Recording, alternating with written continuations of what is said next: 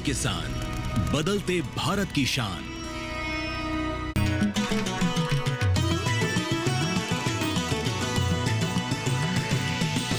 DD किसान, बदलते भारत की शान।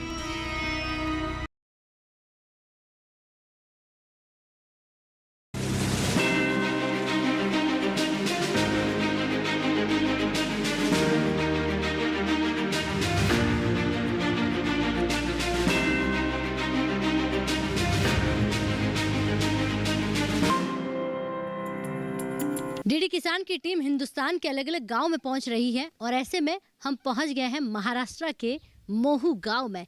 ये गांव है नाशिक डिस्ट्रिक्ट का। अब देखिए, नाशिक का नाम जहन में आते ही आपको बहुत कुछ याद आ जाता है, जहां महाकुंभ होता है, जहां त्र्यंबकेश्वर मंदिर है, जहां 12 ज्योतिर्लिंग माने जाते हैं, वहां एक आपको नाशिक में मिल जाता है। नहीं जाने ऐसी कितनी कहानियां होगी नाशिक से जो आप इतिहास में पढ़ते हैं। आज उसी इतिहास को फिर दोहराते हैं। लेकिन क्या ये इतिहास के पन्नों पर नाशिक का नाम जहाँ लगा है ना, जपा जाता है, उसमें हमारा जो किसान है, आज का किसान, वो क्या कुछ कर रहा है? क्या विज्ञान नासिक के हर कोने में, हर गांव में पहुंच रही है? इस पर बात करेंगे। तो चलिए चलते हैं, आज ग्रामीण बीज उत्पादन पर बात करने के लिए मोहू गांव पहुंचते हैं। यहीं से, इन्हीं गांव से चंद कदमों की दूरी है। चलते हैं और किसान भाइयों से चर्चा करते हैं।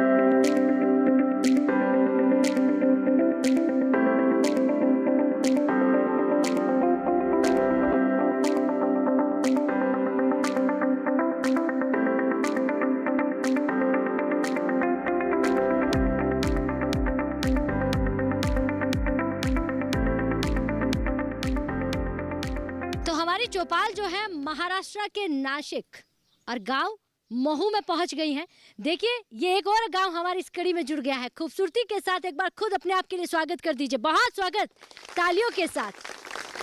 तो ये जो हमारा मोहू गांव है, मुंबई से 200 किलोमीटर दूरी पर है। इस गांव को आप पहले नहीं जानते होंगे, नहीं सुना होगा। आज जब सुनेंगे, समझेंगे तो ये समझ पाएंगे कि हमारा गांव जो है विज्ञान से जुड़कर तरक्की कितनी कर रहा है।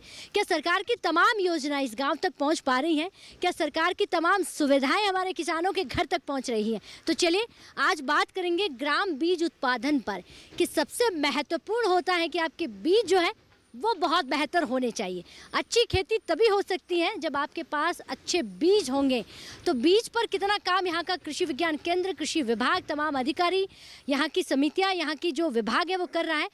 तमाम विभाग हमारे बीच हैं, अन्नदाता बैठे हुए हैं, महिलाएं हमारे बीच हैं। ये भारत की वो तस्वीर है जहाँ महिलाएं कभी घरों से बाहर नहीं निकलती थी, आज बराबर कंधे से कंधा मिलाकर पुरुषों के साथ बैठती हैं। तो ये भी एक खूबसूरत तस्वीर है हिंदुस्तान की। शुरुआत करते हैं, आप खड़े हो जाइए। बाबा नमस्कार। नमस्कार, संजय भी से। अच्छा जी, पहले तो ये बताइए, इतना मुस्कुरा रहे हैं, इसका मतलब आमदनी तो बड़ी होगी। हाँ, बड़ी नहीं, थोड़ी बहुत है। थोड़ी बहुत है। हाँ, सोयाबीन का पिक पहला कम हो रहा था, अभी थोड़ा बीज अच्छा लिया तो अच्छा मुनाफा मिलता है, पर उसका रेट नहीं मिलता इससे। अच्छा, रेट अच्छा नहीं मिलता है। क्या सोयाबीन कौन सा लगा रहे हैं? फूले संगम का। ये बीज आपने कहाँ से लिया? ये हमारा कृषि अधिकारी से लेता है इधर अच्छा। का। ये हमारा गाँव वाला रहता है, उसके साथ से लेता है इधर। तो उस बीज को लगाने के बाद में खेत में क्या बदलाव आया? उत्पादन बढ़ा या क्या हुआ? उत्पादन बड़ा है। कितना बड़ा पहले से? पहले 3-4 बोरी होता है एक बीघा को, तो अभी 6 होता है बोरी। सीधा डबल। हाँ, प्राकृतिक तरीके से लगाते हैं या यूरिया डालते हैं? नहीं, प्राकृतिक तरह पे यूरिया कम से डालते हैं। तो बताइए, फिर तो आपके सोयाबीन की और ज़्यादा अच्छी प्राइस मिल सकती है। लेकिन इसको बेचना आपको आना चाहिए। इसके लिए आपको विज्ञान से जुड़ना है, जानकारी लेनी है, थोड़ा मोबाइल से जुड़ना है। ये देखिए, इतना बड़ा आपने फ़ोन रखा है डिजिटल। ये प्रधानमंत्री जी वाले 2000 रुपये आते हैं, सम्मान निधि वाले 2000 रुपये। भाई लोगों को आता है, मेरे को नहीं आता अभी। अच्छा, भाई लोगों को आता है। यानी वो भाई लोग आपके परिवार के ही हैं? नहीं, हाँ, वो पहले था, अभी डिवाइड हो गया। पर अभी जो 19 साल का जो पीएफ किसान का 19 साल से मिलता आपको क्यों नहीं आता? 19 साल के बाद में डिवाइडेड हुआ ना, वो खेती का वैसा नहीं आ रहा है ऐसा। अच्छा, हम्म। ठीक है, बैठ जाइए। बहुत धन्यवाद। चाचा जी, आप खड़े हो जाइए। नमस्कार जी। नमस्कार। क्या नाम है आपका? गोरख बोर्ड के। जी। विज्ञान की अगर मैं बात करूं, क्योंकि हम आज कर रहे हैं ग्रामीण बीज जो आपके उत्पादन है, अच्छे बीजों का होना, क्या आपको अच्छा बीज मिल रहा है विज्ञान की? मिल रहा है ना, मिल रहा है। विज्ञान कितनी मदद कर रहा है आपकी? बहुत मदद कर रहा है। कैसी मदद? कैसी मदद अभी बता सकता हूँ मैं। पहले अगर हम एक बीघा टमाटर लगाते थे तो उसमें सिर्फ 10-15 जाली निकलता था। अब 1 बीघा लगाएंगे तो 200-400 जाली निकलता है टमाटर का। अच्छा, आमदनी बढ़ी कि नहीं बढ़ी? आमदनी बढ़ने से ज़्यादा सिर्फ उत्पादन बढ़ा है, आमदनी किसान की बढ़ी नहीं अभी। उत्पादन बढ़ा है। उत्पादन बढ़ा है, आमदनी नहीं बढ़ी। हाँ। चलिए बैठ जाइए, बहुत धन्यवाद। मैं विज्ञान से ही सवाल ले लेती हूँ कि अगर उत्पादन बढ़ा तो आमदनी कैसे नहीं बढ़ी है। सर आप खड़े हो जाइए। नमस्कार जी। नमस्कार, मैं राजाराम पाटिल, मैं कृषि विज्ञान केंद्र में कार्यरत हूँ। यहाँ पे हम लोग जो बात कर रहे हैं नासिक ज़िले की, तो पहले तो नासिक ज़िला जो है बहुत वैरायटी भरा ज़िला है क्लाइमेट के हिसाब से और जो क्रॉप्स लिए जाते हैं उसके हिसाब से। और पर्टिकुलरली जो सिन्नर ब्लॉक में हम मोह गांव में है, यहाँ पे कृषि विज्ञान केंद्र ने हमें सोयाबीन पे ज़्यादा काम किया है, ग्राम बीज उत्पादन पे काम किया है। तो ये जो क्लाइमेट में वेरिएशन है, इसमें ये होता है कि कभी भी जब किसान की आमदनी की बात होती है तो उसमें पहली बात तो ये है कि उसका उत्पादन बढ़ना चाहिए और उसके साथ उसका खर्चा कम होना चाहिए। तो इसमें आमदनी बढ़ाने के लिए हम अलग अलग वैरायटीज़ है जो किस्में हैं उनका ट्रायल किया, उसका डेमोन्स्ट्रेशंस लिए, उसके बीजोत्पादन का काम किया और उसको बढ़ाया, उसका हेक्टरेज बढ़ाया, उसका काफ़ी अच्छा एक्सपेक्टेशन भी मिला है उनको। और लागत कम कैसे करेंगे? और इसी बात पे हम आ रहे हैं कि लागत कम करने के लिए हमको कुछ यांत्रिकीकरण का मैकेनाइजेशन का सहारा लेना पड़ेगा। उसके साथ ही यहाँ ये जो एरिया है यहाँ पे जो बारिश आती है और वो जो ज़मीन है वो ज़मीन थोड़ा हल्का किस्म की है और बारिश भी थोड़ा कम है। तो इसमें जो बारिश आएगी उसका कंजर्वेशन ज़रूरी है, जो जिसको आपका जो क्रॉप्स है उसका ज़्यादा से ज़्यादा फ़ायदा मिले। तो इसमें BBF प्लांटर का यूज़ काफ़ी अच्छी तरीके से होने लगा है। तो इसके BBF के यूज़ से यहाँ पे हमको जो बारिश गिरती है उसका कंजर्वेशन करने का एक साहित्य मिल जाता है, जो कि हम मजदूरों से नहीं कर पाते। जो यांत्रिक औजार हम यूज़ करते हैं उससे करवा सकते हैं। यहाँ पे काफ़ी लोग BBF प्लांटर्स का यूज़ करने शुरू हो गए हैं।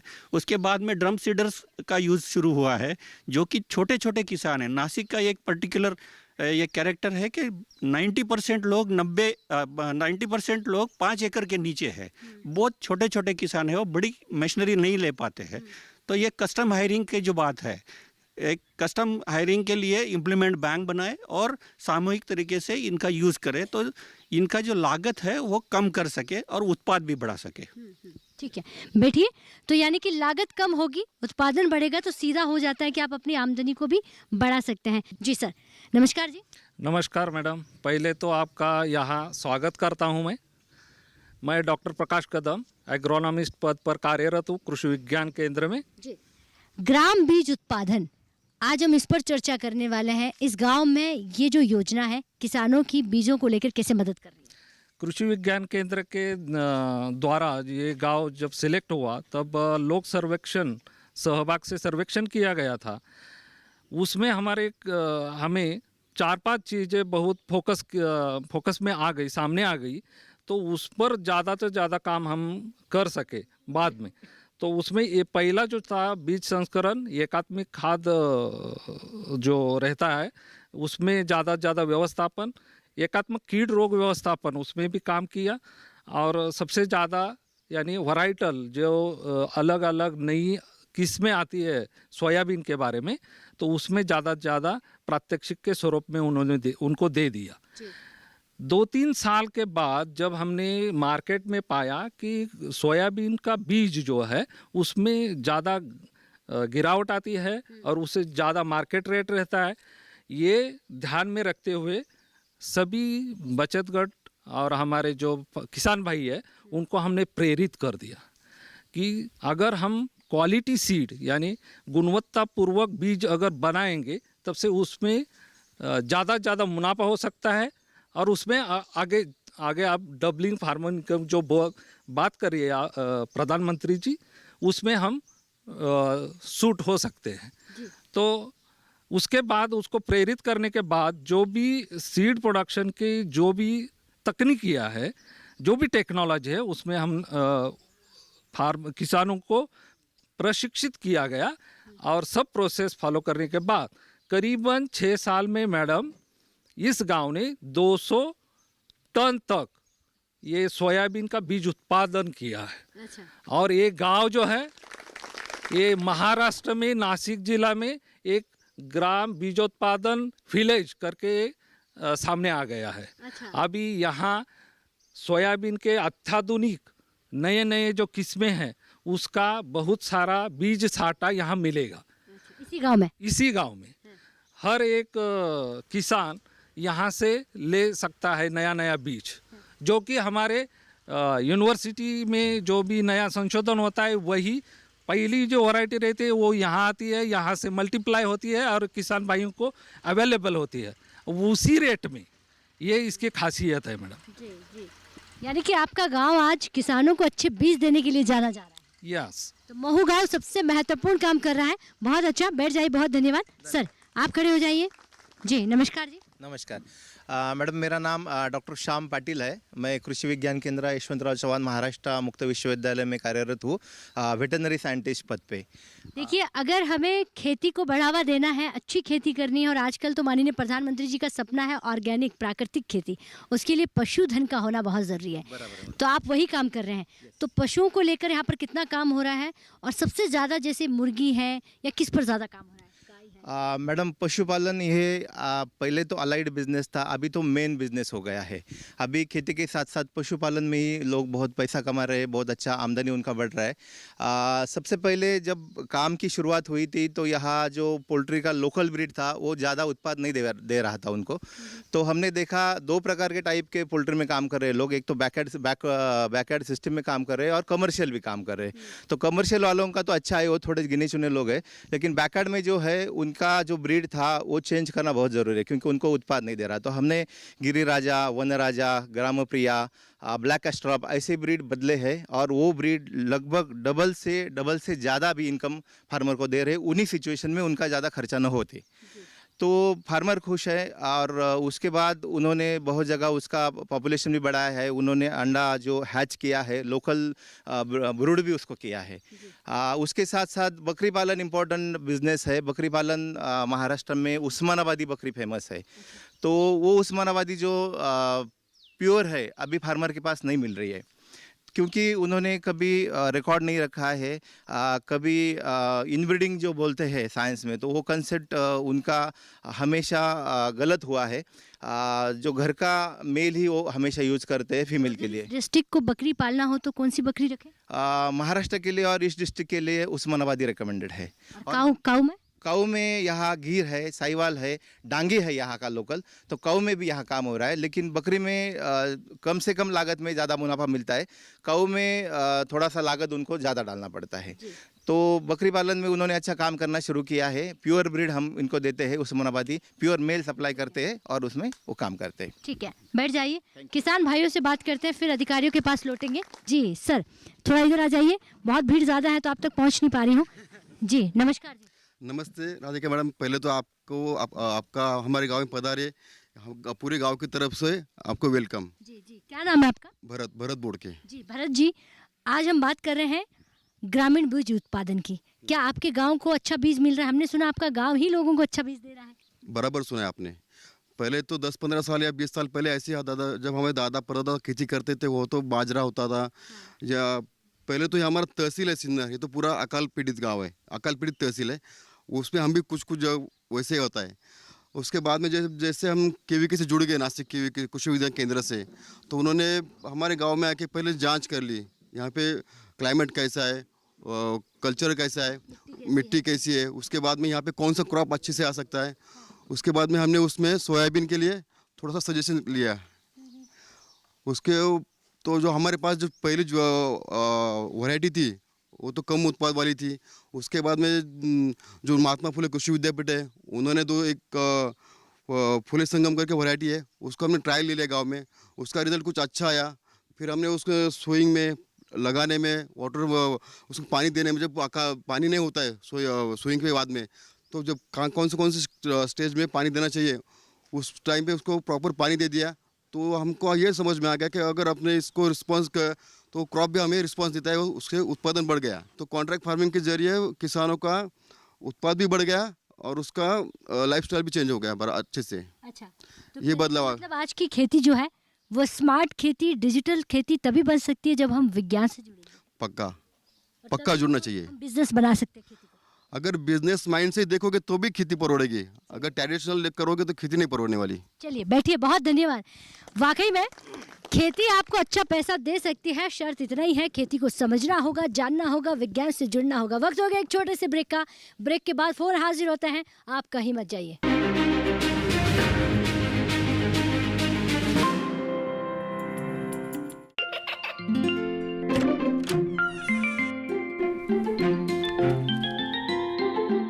ये क्या हो रहा है? काशवी, इतने कम मार्क्स? काशू बेटा पढ़ा करो, पढ़ोगी नहीं तो आगे कैसे बढ़ोगी? मम्मा मैं भी तो आपसे यही कहना चाहती हूँ, पढ़ा करो। आप पढ़ोगे नहीं तो आगे कैसे बढ़ोगे? मतलब?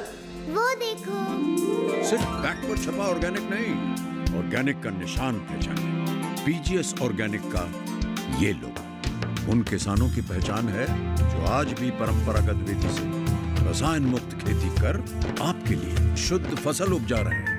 अब समझे मम्मा, अगर मैं प्योर ऑर्गेनिक फूड नहीं खाऊंगी तो अच्छे मार्क्स कहाँ से लाऊंगी? अच्छा बच्चों, जैविक खेती की इस मुहिम को आगे बढ़ाइए, शुद्ध ऑर्गेनिक अपनाइए।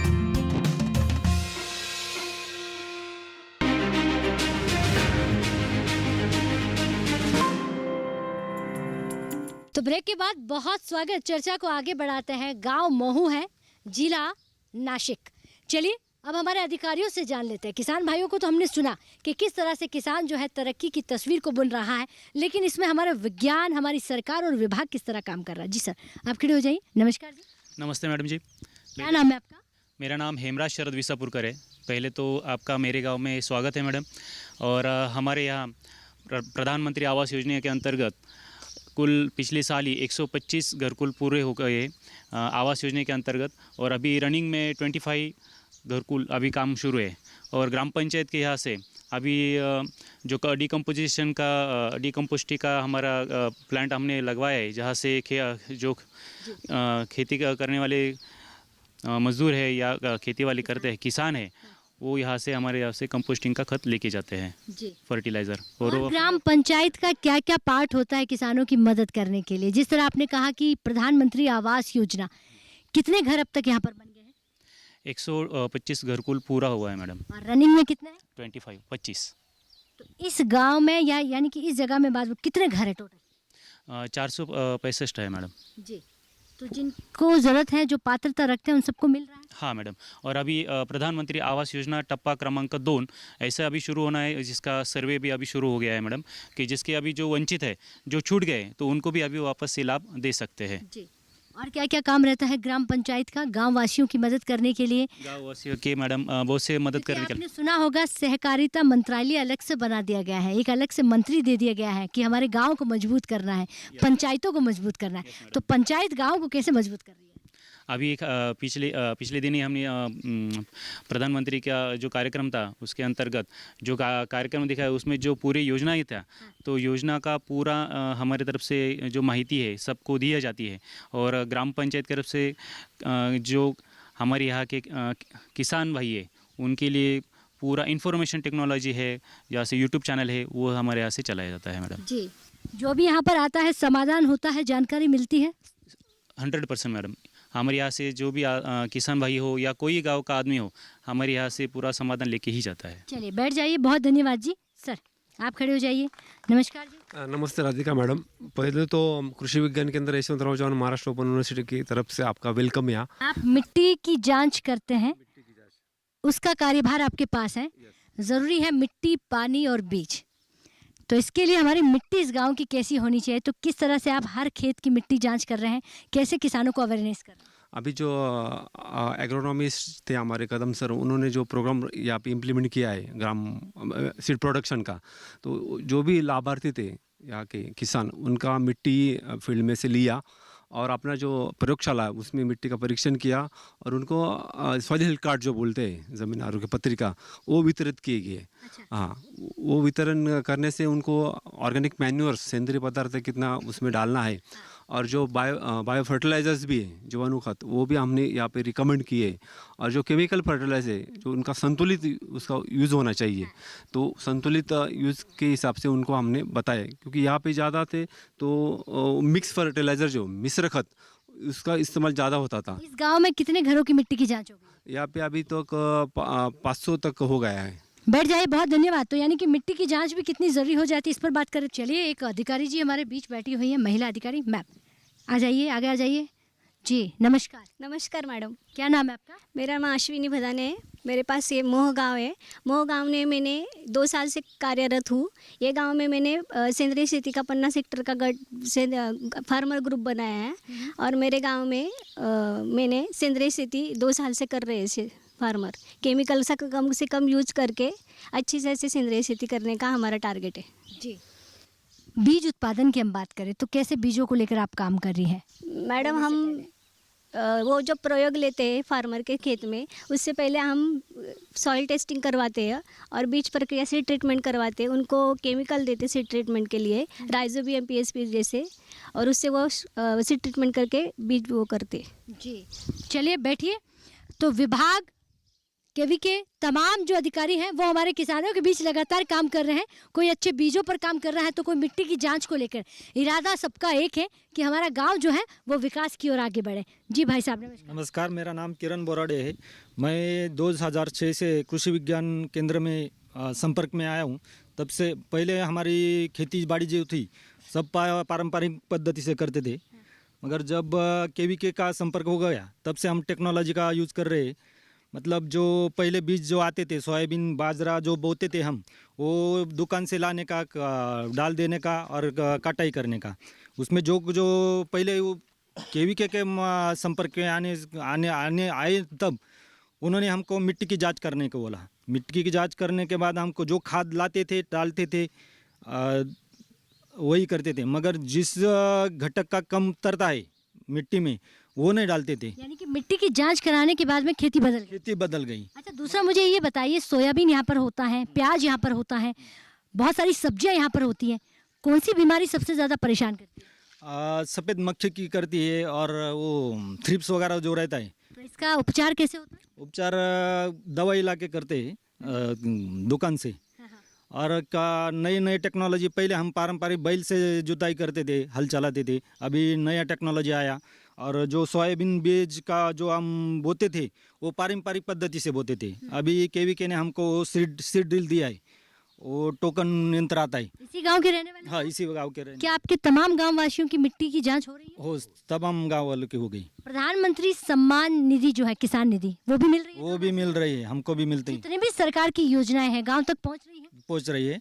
चलिए बैठिए, बहुत धन्यवाद। आपका गांव जागरूक है, गांव का नाम मोहू है, और आपको बता दें कि नासिक डिस्ट्रिक्ट का ये गांव है। इस गांव में विज्ञान की जो मदद है वो लगातार किसानों को मिल रही है। ऐसा हम नहीं, हमारे किसान भाई कह रहे हैं। अगर गांव में अच्छे बीज मिल जाए, अच्छा पानी मिल जाए, अच्छी मिट्टी मिल जाए और किसानों को ये जानकारी हो जाए तो किसानों को कोई रोक नहीं सकता कि वो किसान अपनी खेती से बिजनेस ना कर पाए। क्योंकि इरादा एक ही है कि हमें प्राकृतिक खेती की ओर बढ़ना है, हमें ऑर्गेनिक खेती की तरफ जाना है और किसानों की आमदनी को बढ़ाना है। किसानों को भारत की पहली पंक्ति, यानी कि जो खूबसूरत तस्वीर है हमारी इंडिया की, उसमें अन्नदाता को सबसे आगे रखना है। ये वही अन्नदाता हैं जिनके साथ आज हम कार्यक्रम कर रहे हैं। चलिए, इजाज़त चाहते हैं, यही नहीं रुकेंगे। महाराष्ट्र में है, नासिक में है, एक और गांव बढ़ेंगे, एक और सरकारी योजना पर बात करेंगे। अगर टीवी पर कार्यक्रम नहीं देख पाए तो यूट्यूब के माध्यम से भी देख सकते हैं। नमस्कार।